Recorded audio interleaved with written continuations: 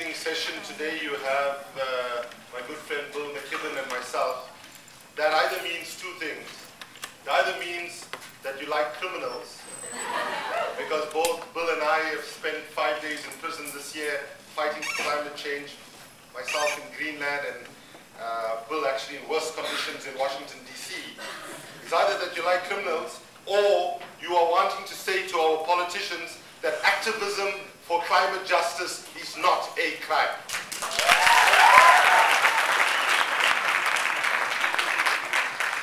In Copenhagen, I had the honor to address COY as well.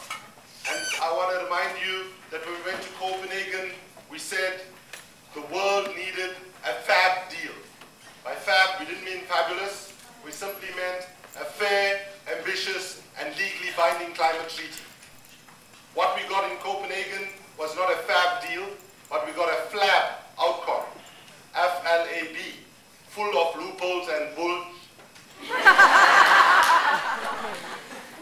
And here now, 2 years later, we are still not where we needed to be. And the messages to our governments right now have to be the following. First, we have to ask our governments, how long will it continue that you don't listen to the voices of the people, but you listen to the voices of the polluting corporations that control far too many of our governments all across the world? Secondly, we want to ask our governments on finance. How is it possible that you were able to overnight find not millions of dollars, not billions of dollars, but trillions of dollars to bail out the banks, the bankers, and the bonuses? Why can't you find a fraction of that money to bail out the climate, bail out the poor, and bail out our children? The third thing we need to ask our governments is, when will you wake up and smell the coffee? 1 week ago, the International Energy Agency, by the way, a completely mainstream organization, not a left-wing, not a liberal, but a mainstream organization, in their annual energy outlook, basically suggested that time is fast running out, and if you read it carefully, it almost suggests that time has actually run out. They are saying that we have to get, as the scientists are saying, emissions to peak by 2015 and start coming down after that. But in fact, as we all know, our governments are far from agreeing that, and we need to push them here in Durban.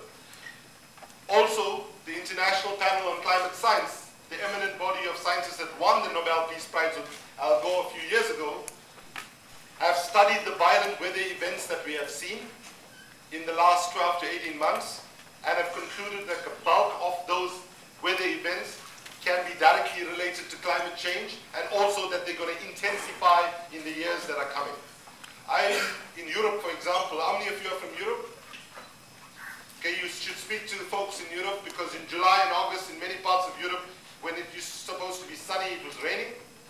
And September, October, everybody in Europe, I was there for a bit, were getting orgasmic about how great the weather was, because it was sunny and hottest months in October. And while we get happy about the good weather in the bad weather time of Europe, if you know what I mean, we have to recognize that climate change is happening now. It's taking lives now. We know that about 350,000 lives are being lost every year directly from climate impacts. So another message to our government is, how long will you be indifferent in the name of people dying from your inaction and from you giving too much of power to the corporations that control the climate negotiations and many of our national governments? Our fourth message, and particularly all of us who are from South Africa and from Durban, would like to say this very, very loud to the negotiators. Durban cannot be a burial ground for the Kyoto Protocol.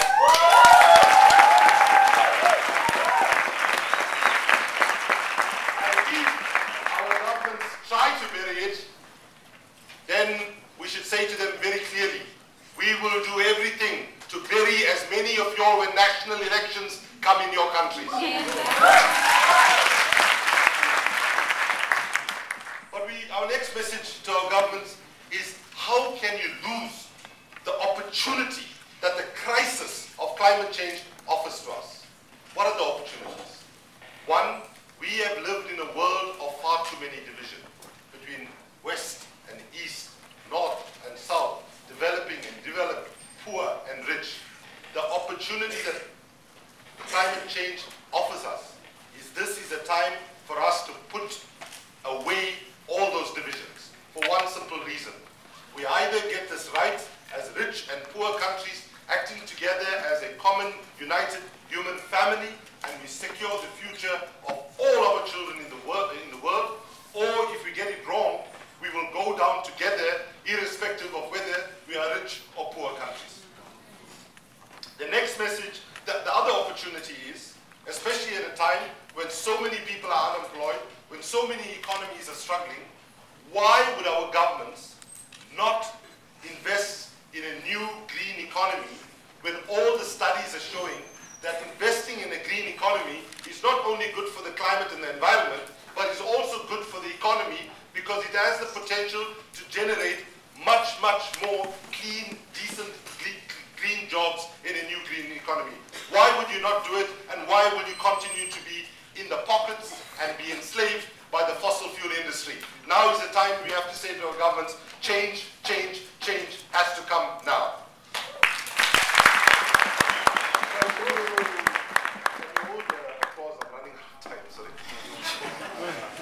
The next message is to those political leaders like George Bush who used and manipulated religion to get elected and to actually use and abuse religion to maintain power.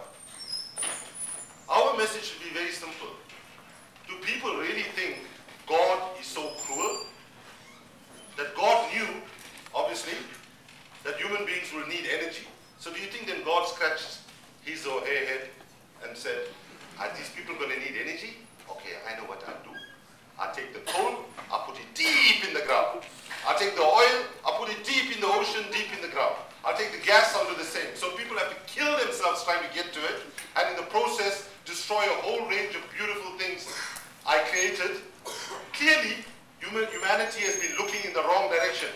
Rather than looking down at coal, oil, and gas, we should have been looking up to what God gave us in terms of wind and solar that can meet all our energy needs.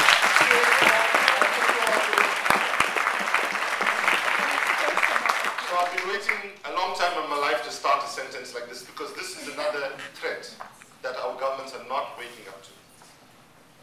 I strongly support the CIA and the Pentagon when they said in 2003 that the biggest threat to our future peace and security will not come from oil, will come from climate change and the impacts of climate change. And when you look at Darfur and the genocide in Darfur, my dear brothers and sisters, that is the first resource war that has been brought about by climate change that we are witnessing, and we are not making the connections, and certainly our politicians are not. Now I want to begin to round up and say I realize that many of the things I said so far are quite depressing. And people sometimes say, you know, Martin Luther King, when he gave that famous speech, people say it was called I Have a Dream. It was not called I Have a Nightmare. Right? Because we need to now move forward into the scope with a message of optimism, with a message of we can do it. The message that I heard in the comments that you made, that the power is in your hands. And my first message to you as young people is, do not trust the adult leadership of the moment. We are the biggest bunch of losers you will have found anywhere in the world.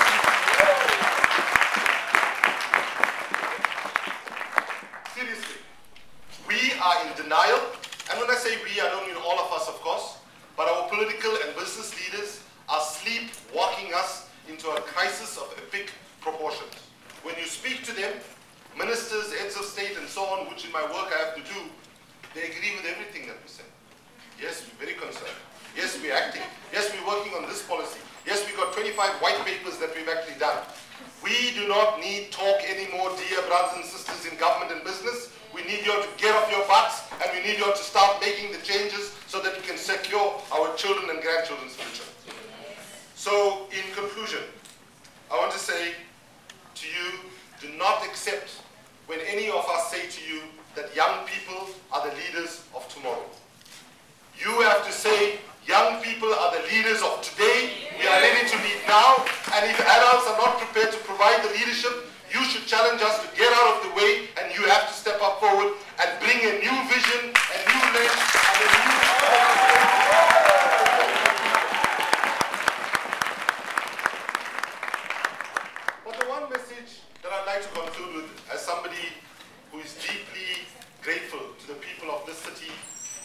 which I am a product of. And that is to say to you that activism can be sexy, activism can be fun, activism can give you an identity and friendships and so on. In the audience here, by the way, are two young people whose, I won't mention the names because I'll embarrass them, but both of them are the kids of two of my best friends who we were involved in the struggle fighting the apartheid system since the age of 15. And those relationships that you build up, working for the future, working to create a better world, those friendships are the friendships that will endure for your lifetime. So the connections that you've made here today and over the last 3 days of COY, I urge you to cherish them, nurture them, because those are the friendships that will actually help you when back home, when you hit bad moments, when your government is not moving as fast as you actually need. So I want to end with two things. One is, I want to actually remind you about what history teaches us. Whether you look at slavery, whether you look at colonialism, whether you look at, in the US, the civil rights movement, whether you look at the women's right to vote, whether you look at apartheid, all of these struggles only moved forward when decent men and women said, enough is enough and no more.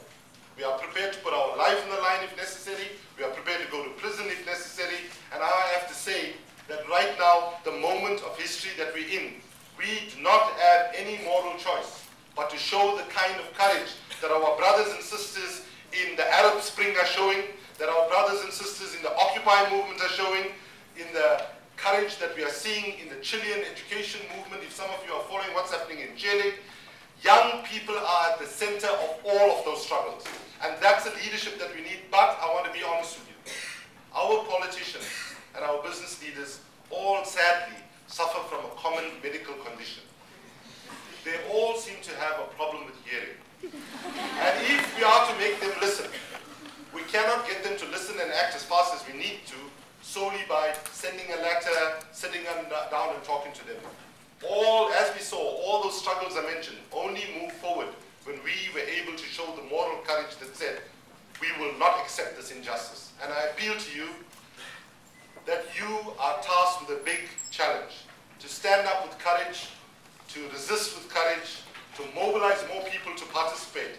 And I would like to send a very warm welcome and encourage all of you on behalf of my colleagues at Greenpeace.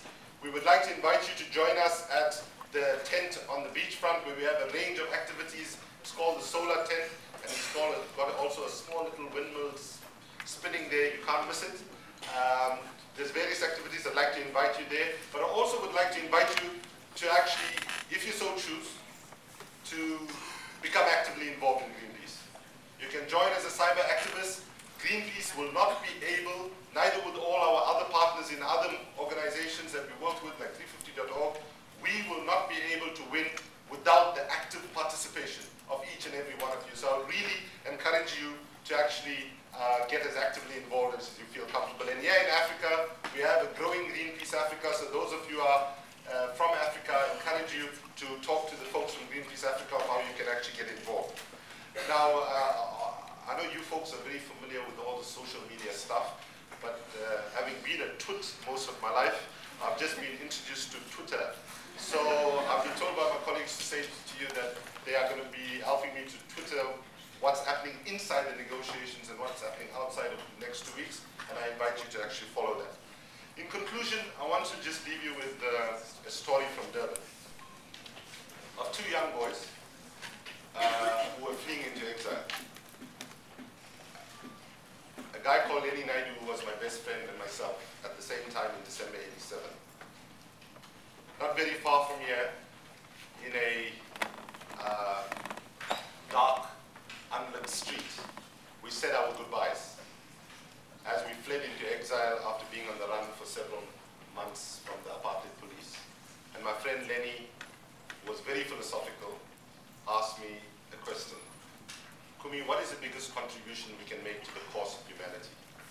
I said, giving our life. Because at that time in South Africa, it's what it is like in Syria at the moment. Every weekend we have funerals burying our friends and colleagues who have been murdered by the police. And he said, you mean when you say say giving your life, going out, participating in demonstration, getting shot and killed. And I said, I guess so. He said, that's the wrong answer. He said, it's not giving your life, but giving the rest of your life. I was 22 years old at the time. My friend Lenny was way ahead of time. In fact, he was the first environmentalist I knew. And at that time, I believe he was one of only 100 vegetarians on the entire African continent. And he always used to say this philosophical thing, so I just smiled, hugged him. We went in our different directions, fled out of the country. A few weeks later, a few months later, I get the message that my friend Lenny and 3 young women from my communities here of Lamontville and Amlazi were brutally murdered by the apartheid regime. There were so many bullets in their bodies, their parents could not recognize them at the mortuary. I had to think deep and hard about what he was trying to say when he said, it's not giving your life, but giving the rest of your life. And what he was saying is, the struggle for justice, environmental justice, climate justice, social justice, gender justice, these struggles are marathons and they are not sprints. And the biggest contribution that any one of us can make is to have perseverance, to have courage, to have stamina, and not to be ever tempted to believe that our contribution and your individual contribution does not make a difference. So the biggest contribution that any one of us can make is to maintain a lifetime of involvement and commitment until these struggles are won. So my appeal to you, dear brothers and sisters, when you hit your moments of frustration, when you hit your moments of doubt, just remember that this world will be a much more pessimistic place where if not for each and every one of you's contribution to working to secure a better planet, a safer planet, a more just planet, and a more equitable planet so that our children and grandchildren can live in peace and prosperity.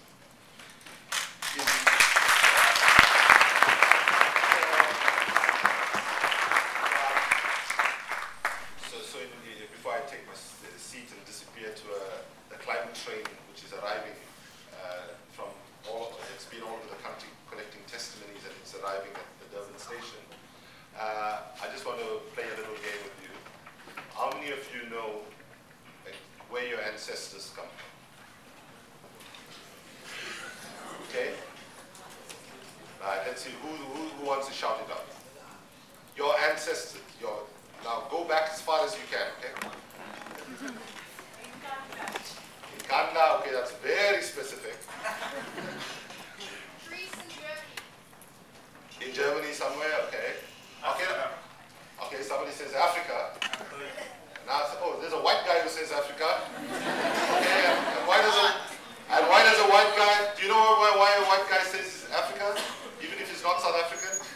It's because it's now proven that humanity started in Africa, from the Rift Valley in Kenya all the way to Ethiopia. So the story goes, that's where we started off somehow. We ended up in Australia, then we worked our way back to Europe, and sadly along the way some of you lost your color. I apologize for that.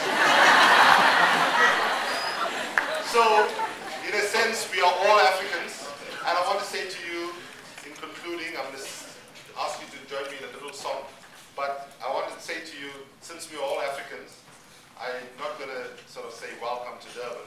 I want to say to you, welcome home.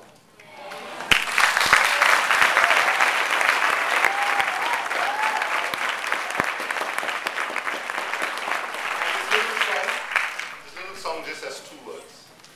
The first word is Pambili, which means forward, and the second word is Africa, which means Africa. And since we're all Africans, basically, Pambili Africa means forward with Africa, but forward with the world, okay? So, and I'm counting on that contingent in the middle there to help me out with this.